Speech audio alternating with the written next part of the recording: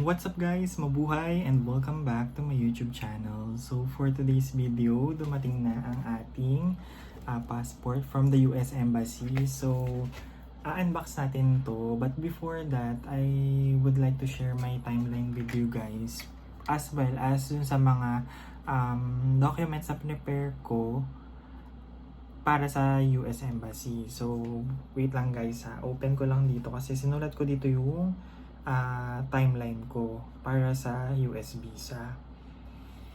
So March 9, I decided to fill out the DS-160 form, which is nasa link naman, i-post ko na lang sa link below guys yung link para dun sa form na yon. And then March 11, nagpa-picture ako sa mall for the 2x2 picture para dun sa application form. Kailangan nyo ng soft copy kasi need nyo rin i-upload para dun sa DS-160. And then magpa-print na rin kayo just in case na maghingi ng copy sa embassy. And then March 14, I paid my visa at the nearest RCBC. So hindi ako online nag-pay, nagbayad ako ng sa branch ng RCBC na malapit sa akin. And then $185 yung payment dun sa fee, but it depends on the visa type. So in my case, it's B1 B2, $185 yung fee. And then March 15, I scheduled my visa appointment na. So around midnight ako nag-book ng appointment.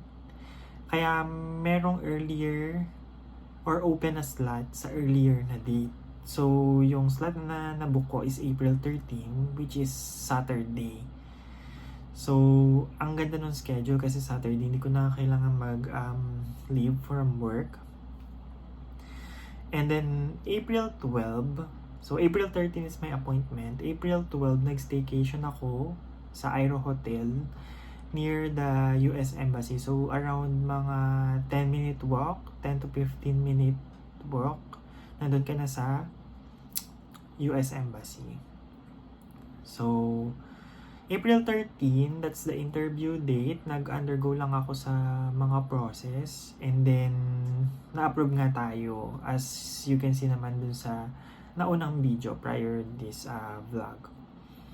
And then April 16, my passport got delivered in Bulacan, here in my hometown. And then take note guys, today is April 18. So ngayon ko palang ma-unbox yung US visa.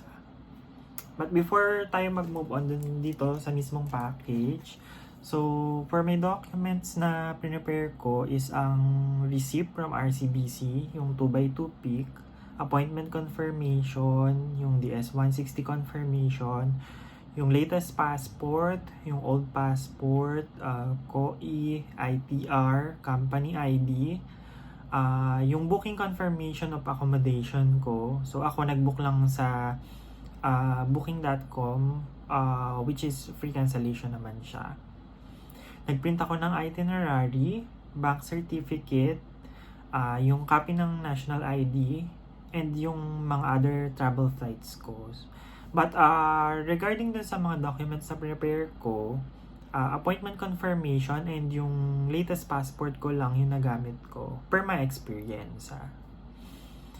And then, kaya lang naman ako nag-print ng everything is para lang sa peace of mind. Dinala ko na just in case hindi natin masabi, may hingin or something. At least, I am prepared.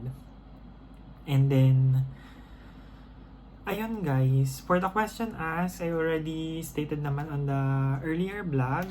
So, let's unbox na or unwrap this US visa. Kinakabahan ako guys kasi today is April what? Today is April 18. Doon sa form ko, yung tentative date na plan ko mag-US, ang nilagay ko March 2. But wala talaga akong plan pa kung kailan. Hoping ako na multiple entry yung bibigay sa atin guys, para sulit yung $185.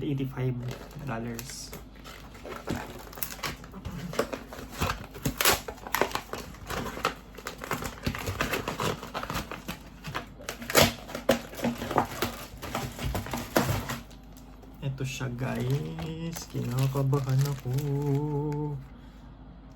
My God. Hindi ko alam kung saang page nila nilagay. Oh my God, oh my God, oh my God, oh my God. Guys. Ayun guys. So, ito yung passport ko. Wait lang, paano ko siya matatakpan? Ito.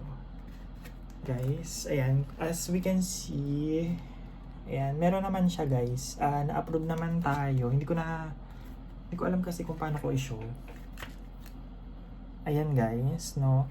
Tapos, multiple entry siya to the United States ng 10 years. So, na-approve ako ng, ang issued date niya is April 15, and then yung expiration niya is hanggang 2034.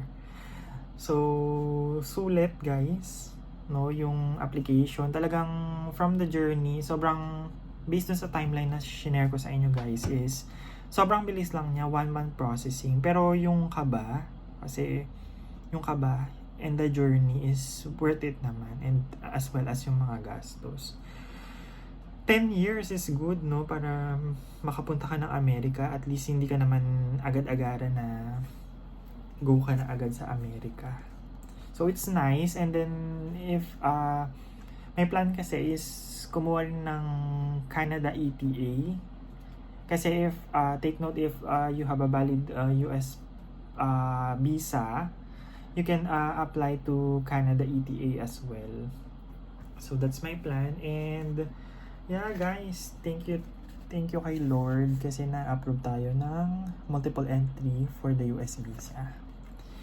So that's it. End ko na yung vlog here. Mabuhay and God bless.